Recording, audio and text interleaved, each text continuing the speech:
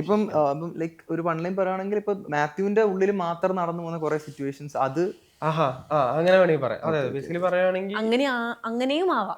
അതെ ഇവന്റെ ഉള്ളിൽ അങ്ങനെ ആവാം.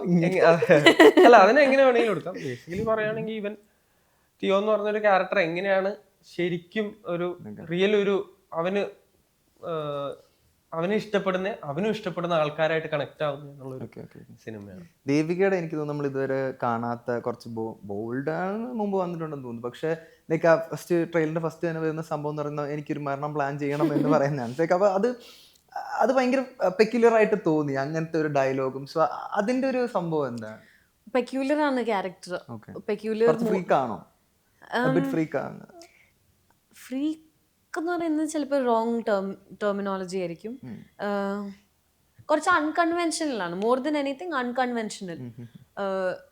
അൺകൺവെൻഷണൽ ആഗ്രഹങ്ങളും മോട്ടീവ്സും ഒക്കെയാണ്. അവൾ അവിടെ എന്തുകൊണ്ട് എത്തി, എന്താണ് റീസൺ എന്നുള്ളത് വേറെ കാര്യം, എന്താണ് അവൾക്ക് വേണ്ടത് എന്നുള്ളത് വേറൊരു കാര്യം.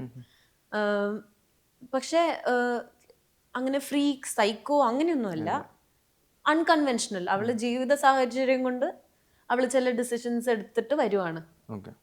അത് പക്ഷെ at the end of the day എല്ലാവർക്കും വേണ്ടത് എന്താ? ബിലോങ്ങിങ്.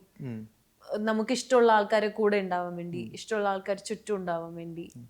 ആ ഒരു കാര്യമാണല്ലോ. ഏത് സിറ്റുവേഷനിലാണെങ്കിലും നമ്മളുടെ ഇഷ്ടമുള്ള ആൾക്കാർ ചുറ്റും ഉണ്ടെങ്കിൽ അത് കൂടുതൽ സ്പെഷ്യൽ ആവും. എന്ത് സിറ്റുവേഷൻ ആണെങ്കിലും, ലിറ്ററലി എന്ത് സിറ്റുവേഷൻ ആണെങ്കിലും.